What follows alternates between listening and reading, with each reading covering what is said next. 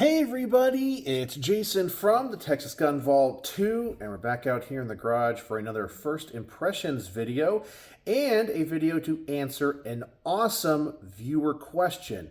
And honestly, it's something I really hadn't thought of before, so I thought I would make a video about it.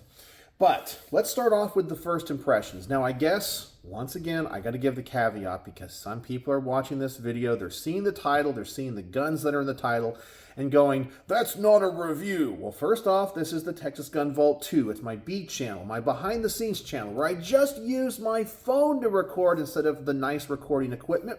And if you're interested in my full reviews that are more professional, we'll say, go over to my main channel. There is a link in the description below. So please don't tell me in the comment section, that's a terrible review. You don't show any shooting footage.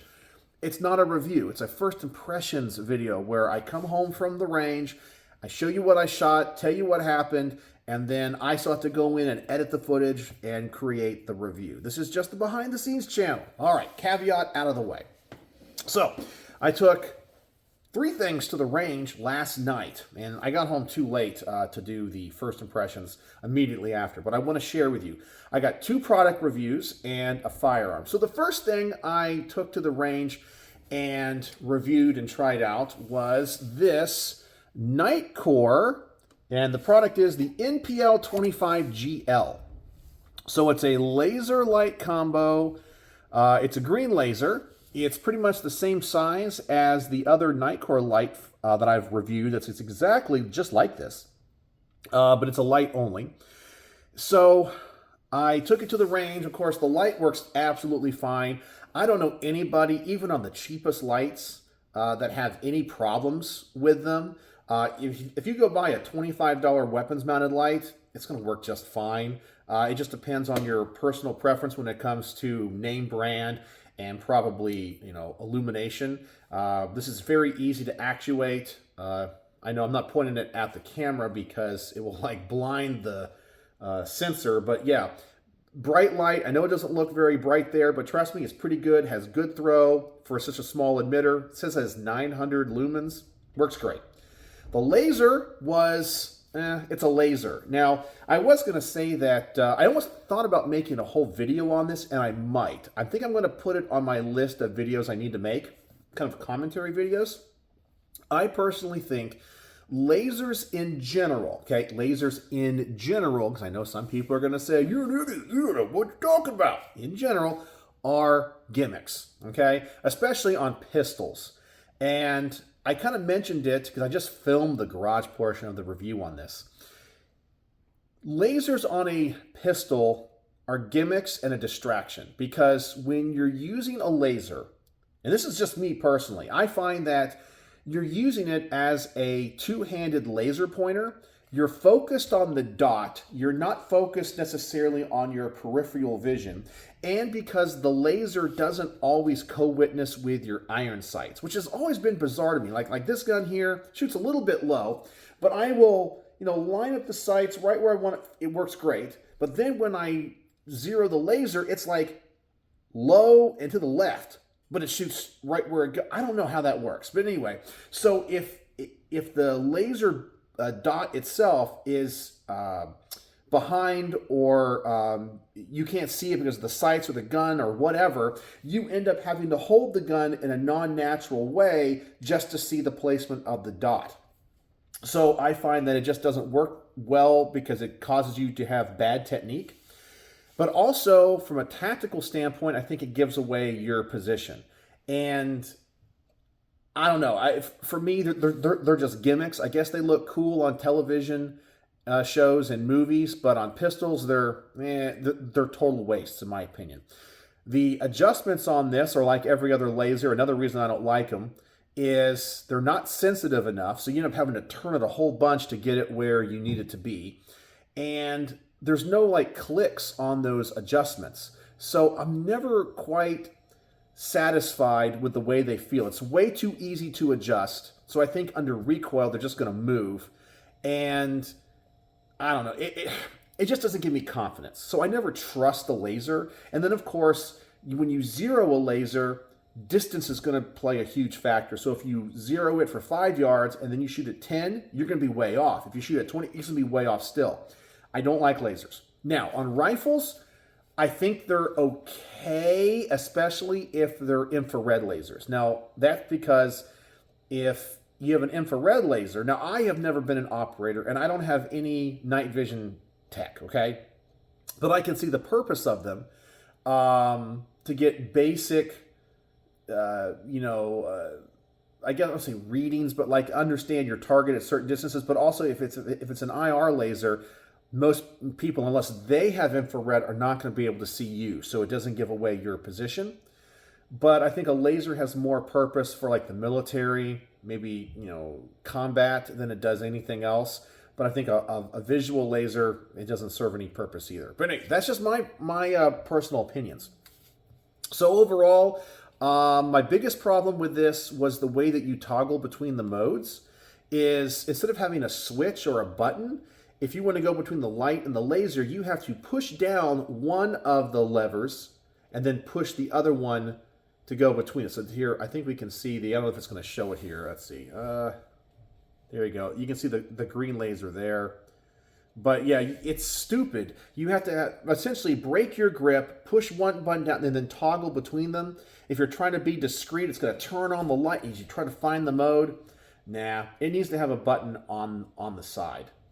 That's just my personal opinion. But I gave the light, I think, 5 stars. Works great. It's bright. Laser, 2.5. And the product overall, 3.5. Anyway, so that was my first impressions on that. It did hold 0. It worked. Anyway, that was it. You guys probably aren't too excited about that one. The next thing I did was a product review on a suppressor. And, of course, this one is on loan to the channel from my friend D. And once again, I have to give the caveat because there's people out there that don't understand our gun laws. And if I don't explain the situation, like, D is an amazing guy, okay? Because he filled out the paperwork, okay? Because everything's on like, NFA trusts and all that kind of stuff. And you can amend trusts to add people, take people, all that kind of stuff. So I can borrow this, okay? So all the paperwork was filled out. I know there's a lot of people out there that just don't understand how that works. It goes, they type stuff. It's so funny because there's so many people out there that are like, shall not be infringed, and calls everyone else a bootlicker, or the ones that are like, you can't do that. The law says blah, blah. What are you? Which one are you? Anyway, this is the Dead Air Mojave 9. And this is, I wasn't sure if it was aluminum or titanium, and I did some research on it. It's a titanium suppressor, which I really like. Titanium is one of my favorite materials for a suppressor, and you don't see many titanium pistol suppressors. You just don't. There's a lot of stainless steel, and unfortunately, there's a lot of aluminum.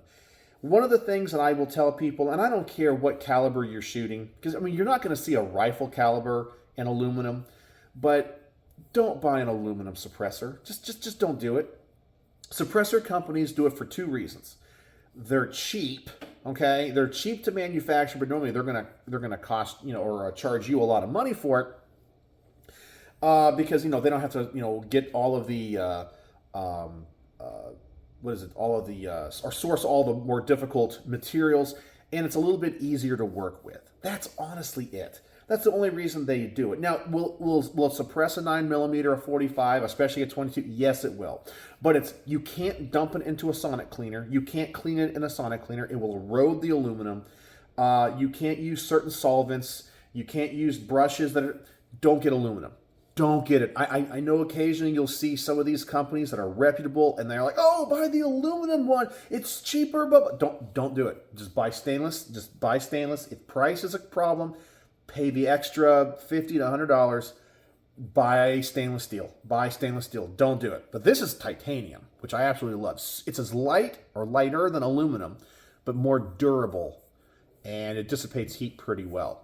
So I used as a host weapon this exact FN 509 that I also reviewed that laser light combo with, and it worked. It worked good. I was kind of surprised. This is my first dead air pistol suppressor. Why am I having a problem putting that on now?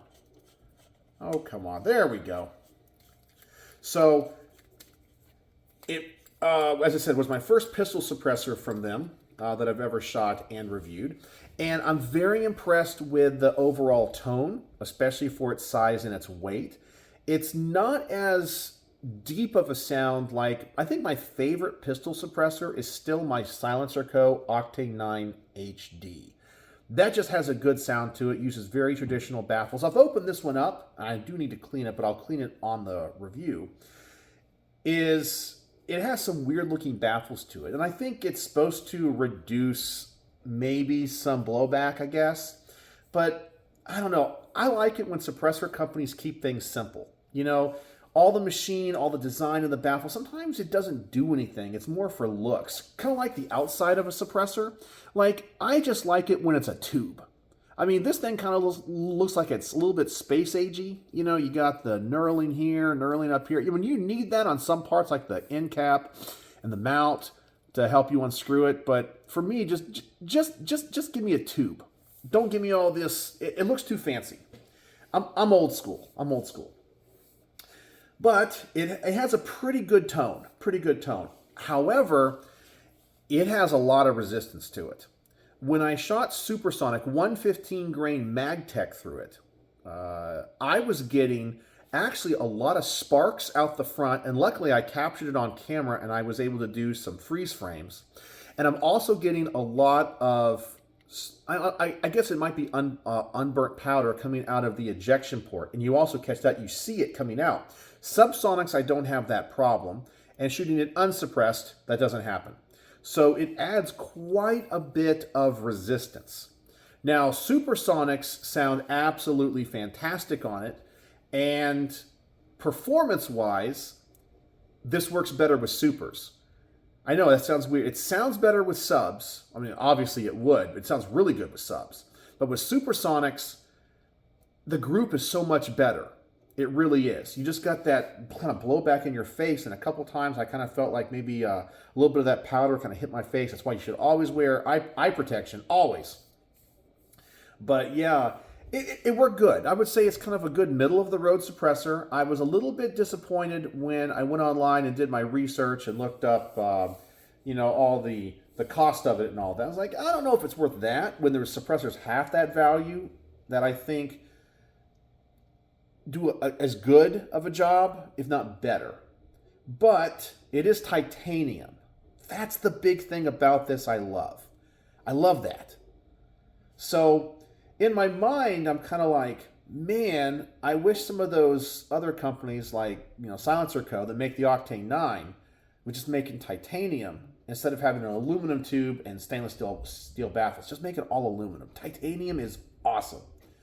So this one is kind of, for me, kind of a middle-of-the-road suppressor. It worked. It tightened up the group for me on supers. And on subsonics, when I did the chronograph, I want to say it was kind of all over the place. Like, it made it very inconsistent. But you'll see the data. Now, I did shoot this without a red dot. So at 25 yards, when I do my accuracy test, I don't know, the group's like this. You know, but of course, that's iron sights with a pistol. So I typically get unsuppressed here and suppressed closer in. That's the way it worked. So it was a good review, and so I think it's going to give some people some good information. I think it's going to be very opinionated. The video will be based off of my personal preferences when it comes to the aesthetics, but also the build materials of suppressors, because I love titanium. That is probably the thing I love about this. Titanium. Man, that's awesome. Okay. So that was the second product review. How long am I here? 14 minutes already. Jeez, I'm sorry. Okay, next up, we get back to another 2011. You guys know I had a ton in for review. This one also comes from my friend D, and this one is the Hayes Customs.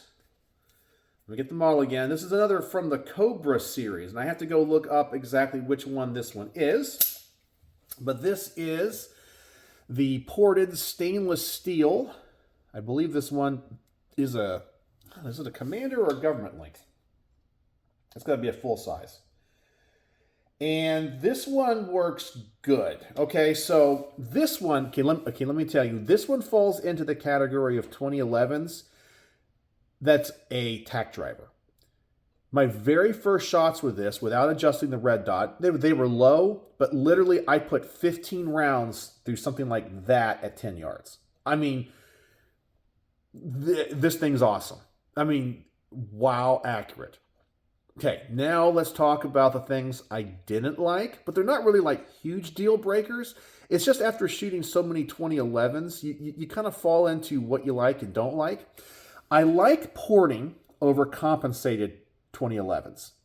These ports, however, are obnoxious. You have two holes on the side of the barrel on each side. And let me tell you, they work. They work really good. But when you shoot this gun, you feel the concussion of it. Where I kind of felt like on the, what was the one I recently did? The Fowler Industries has very similar porting. They have more of a slit versus two ports on each side. And I felt that you got the same amount of compensation, but you don't feel in your face and in your sinuses the concussion of the gases going from high pressure to low pressure coming into basic atmosphere.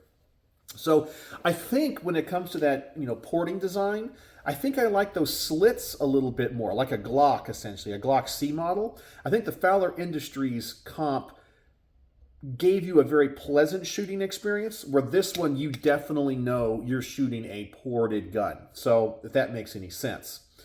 Now, the texture on this grip is very aggressive, more aggressive than the other two guns I recently reviewed, the King Camo by Infinity and the Fowler Industries Vanta 9, which doesn't bother me. It's not so sandpapery. I'm like, I don't like it. It's good. You get a lot of grip. The problem with lots of grip, I find, is the magazine release. So because it's a 2011 double stack, 9mm magazine. It's not like a 1911 that's thinner. So I'm shooting, and maybe it's just the length of my thumb, and I got pretty big hands. Is the magazine release, I got to really turn the gun a little bit in my grip to reach it. So if I'm shooting, gun locks back, I got to kind of turn the gun this way. And normally, if the grip texture wasn't so grippy, I can move my grip just enough for my thumb to reach that button, drop the magazine without problem. But I found that my magazine release on this my quick mag release is really slow compared to other 2011s, because I try to go for it and it's so sticky I can't get to it, or if I do get to it, it's just the edge of my thumb hitting it, and I don't always see. Right now, I'm pushing down on that button, it's not dropping. You really got to get over that button, push it down all the way for that mag release to drop. The grip texture, I think, is too aggressive, and it's not a problem because it hurts or anything. It's a problem because the placement of that button is so far forward, you have to turn your grip a little bit, especially if you have smaller hands. I can only imagine this is going to be a bigger issue to get to that. And then, of course, you have to adjust your hand back. So, yeah, that's what I discovered about that. But the gun itself is a freaking tack driver. And I love the fact this is made of stainless steel. Talking about materials with silencers, titanium, I love stainless steel. I don't have enough stainless steel guns in my personal collection. Stainless steel is awesome because it's so easy to clean. It looks so good. If you ever scratch it, it's easy to get scratches out. So easy to work on. It is awesome. So I really like the aesthetics of this gun when it comes to its color. I just wish we had a little bit more curve up here. You guys know, in many of my 2011 reviews, I talk about how I know it's the hot new thing to have that rail come all the way out to the front, but you get a lot of sharp edges out here. I don't like the blocky design. But I think that's it. Maybe two. Okay, this is going to be super, super picky.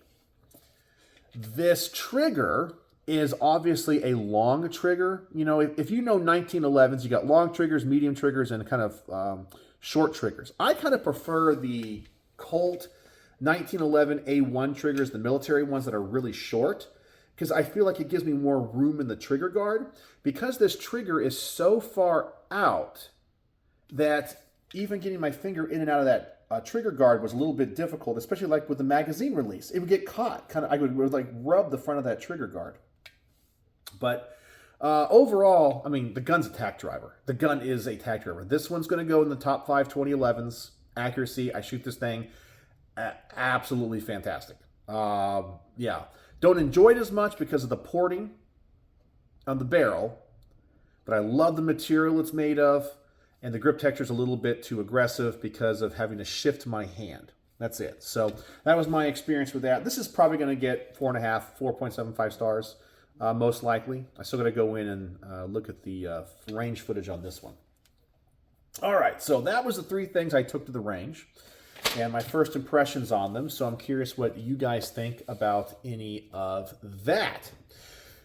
All right, so now, because we are 20 minutes in, I want to answer a question that I got from somebody, and it was a great question. And that question was, and I told them that I would make a video about it. They said, Jason, you have had the opportunity to review some amazing guns and guns that no one else ever gets to review. And I said, yeah, I'm like the most blessed gun YouTuber out there, even though I'm not the best at anything. And he asked me, he said, what guns would you like to review that you haven't reviewed? And I was like, that's a fantastic question. And I started to kind of put together a little list in my mind, and then I realized you guys would probably never guess what these guns are, because you guys are, I have the perception online, which I think is unearned, that I'm a gun snob. Okay, maybe I am when it comes to collecting, if I'm going to buy, but like when it comes to shooting and enjoying a gun, I'm not a gun snob. I love all guns, okay? I love everything from a Saturday Night Special Jennings 25 all the way up to a Hayes, Customs 2011. They're all cool. I love the history and understanding them. Because of the people that have been so kind and, lending things to the channel for me to review, it might look like I'm a gun snob, only reviewing the highest end stuff. Most of the stuff in my personal collection is more mid-tier because it's more tactical. It's not custom race gun stuff. But I also know, and I'm very aware, that anytime I make a video on a affordable gun, like the Bursa Thunder 380, man, do I get a lot of reviews. Because a vast majority of people looking for gun content are in the socioeconomic position of that's either all they want to spend or all they can spend on a gun. So a gun that's going to be in the $300 to $500 price point. And there's some great options in there. People are looking for concealed carry options, personal defense options. And of course, one of the issues I don't like with the gun community is everyone's looking for confirmation bias. Everybody wants to go out and buy a $300 pistol, go online, watch some YouTuber review it and say, this $300 pistol shoots as good as a $6,000 Atlas gun works. And they go, I beat him. I know I have the best gun possible. It's just as good. Everybody wants to feel that. But in reality, a $300 gun is never going to shoot as well as a $6,000 gun, okay? There is the law of diminishing returns, okay? I kind of feel like you get peak gun at about $2,000, okay? You get the most gun for your money at $2,000, and once you go above $2,000, the more you spend, you don't get that much better, okay? Kind of my personal, that might be another great video. Peak gun. I gotta write that down. Yeah, peak gun prices. Yeah, man, I have a bunch of good ideas. But anyway, there are guns out there that I enjoy reviewing, and every gun I review, I always want it to do well, and I always like to learn things and discover things about them so I can share that knowledge with others. So, I made a list of guns that I would like to review. Not because I want them for my collection, not because I think they're the greatest guns, because I think these would make great videos. And I also feel like putting them through my test that I do, my regiment, and what I want to know about them, I think would be just good information out there. So here we go. This is going to surprise you, okay? We have a wide range of stuff here. I would like to review any Kel-Tec pistol. I know, I joke about Kel-Tecs, and I agree with the Yankee Marshal when he says Kel-Tecs don't need a break-in period, they just break, period. But I know there's some people out there that love them some Kel-Tecs. They think Kel-Tecs are awesome. Are they innovative? Yeah. Are they built well? No. But I don't think I've done any Kel-Tec pistol reviews. I've done a couple of Kel-Tec like PCC reviews, but I've never done a Kel-Tec pistol review. I have shot them, but this was before I ever had my channel, and they fell apart at the range. But I'd like to give a Kel-Tec pistol a chance. Number 2, any Hi-Point pistol. I know some of you guys are laughing. I mean, a Hi-Point is the exact opposite of a gun like this, right? This is high-end custom race gun. A Hi-Point is, what are those things? Like sub $200? They are direct blowback hunks of metal. People swear by them, and they say they're reliable and durable, and I have never shot one. Never shot one. So I don't even think I have reviewed, maybe I did before I lost my original channel, but the sub 2000s, the PCC, but I don't think I have any, wait, sorry, is the sub 2000 a Kel-Tec or a Hi-Point? I don't know, there's the Hi-Point carbine. See, I don't even know. No, maybe, okay, no, the sub 2000's Kel-Tec. What's the Hi-Point carbine called? I forgot. Anyway, you guys know what I'm talking about. I haven't done any Hi-Points. So I think I've shot one time, maybe a long time ago. I'd like to do a Hi-Point review. I want to do more Taurus reviews. I'm trying to think of what Taurus pistols and revolvers I have reviewed. Now, see, we're starting off with kind of lower end stuff, but a lot of people out there like Tauruses, and I'd like to do more content geared towards that end of the gun community as well. Then I wrote down a Ruger Mini 14. Now, believe it or not, I have never shot a Ruger Mini 14, ever. It was, for a long time, it's the competition to the AR-15 in the civilian world. It's the gun that, when they ban the AR in certain jurisdictions, they allow you to have a Ruger Mini 14 for whatever reason. I've always wanted to review a Ruger Mini 14. Some people love them, some people hate them. Then I wrote down an M14 clone of any kind. So I've never reviewed or shot I've shot a Garand M1, or M1 Garand or Garand. I've never shot like a Springfield M1A. Is that what it is? The M1A? Or any of it. Fulton Armory, I think, makes one. I've never shot an M14 clone or copy. Never have. In 308. Always wanted to. My next door neighbor says he has one, and I haven't talked to him in a while. Maybe I should reach out to him because I think he has one, and that might be good for me to do. Then we have a couple of Glocks. Okay, now you guys know I have a pretty extensive Glock collection, but these are ones that I don't have and would like to review. I'll Glock 19C or a 23C, so the compact. Either of those would be cool, even though I'm not a huge fan of compensated 40s, but yeah, one of those. Any of the Glocks in 45 gap. I know they're like obsolete, no one uses them, but I've always wanted to review a gun in 45 gap and talk about 45 gap and give that information out. I used to own a Glock 42. I don't anymore. I gave that one away to somebody because they were so nice and took care of my cat, and they needed, it was a couple, when I was moving, they took care of the cat for me, and they needed a self-defense pistol. And I was like, well, this thing might be perfect for you. So in order for me to kind of repay them, I gave them my 42. And I haven't shot one in a long time. And I remember when those came out, those were hot. Little single stack 380. I'd like to get one in my hands again and review it. And then I would like to review a Glock 48. That one looks kind of interesting too. And then towards the end of this list, I wrote my unobtainium guns, ones that I know I will never get my hands on, okay? The Glock 46. If you guys don't know what a Glock 46 is, go look it up. It's one that was made for a police contract in Germany. It uses a rotating barrel versus the typical tilting barrel action that you have with every other Glock model. They say the trigger is horrible. I just want to hold one and shoot one so bad. Okay, and that's the unobtainium one that there's like one of those pistols in the country, so I'll never get to see that. All right, some other pistols, and we're going to start going up in price here and rarity. The HK VP70, the first polymer pistol ever. Well, I'd love to try one of those. They say that the trigger is terrible, but I'm a huge HK fan, love HK history. VP70.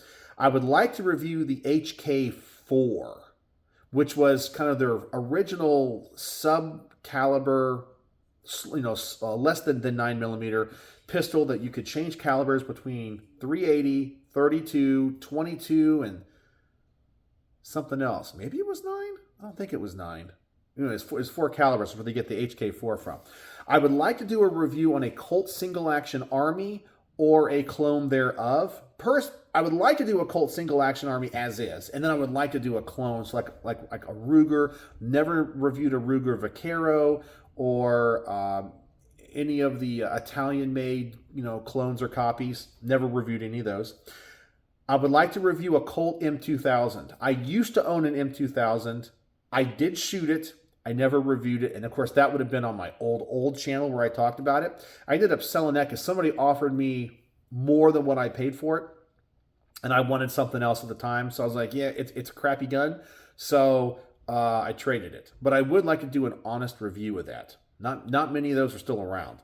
I would like to review one of the new FN high powers, the new ones that people say really aren't anything like the old ones. I know a couple people that have them. I've held them. They look interesting. I kind of want one, but then I hold one and go, maybe not, especially for like the price. But yeah, I'd like to review one of those. I would like to review an FN57 Mark II. I've done the Mark Is, the old ones, but they redesigned the slide and a few other things. I'd like to try one of the Mark IIs. And then the last thing, and of course, this is not an extensive list. There's probably other things I can come up with and go, oh yeah, I got to do that too. This was kind of on the unobtainium ones that I'll never get to review. The old Benelli pistols, the one that used the inertia system in a pistol. That would be so cool to shoot and see how that works, how it feels, and then be able to do like a field strip video to show that operation. So that is a quick list of guns that I would love to review. So I hope that answers my viewer's question. And that was kind of interesting in my mind to kind of go, what is on my list of things I would love to shoot and review? But that is it. Those would all make great videos. And you can see that it's not just expensive and rare. It can be cheap. But cheap can be fun and good. So anyway, so that's it. So I hope I answered everyone's question, or his question on that. And then tell me what you think about the first impressions on some of this stuff that I reviewed. And thanks for joining me here in the garage. So the word of the day is going to be titanium. Titanium is the word of the day because I went on and on about how awesome titanium is in suppressors. So there you go. So let me know if you have any other questions that I can answer like this. I love answering viewer questions, and that's what this channel is all about. So, as always, thanks for watching.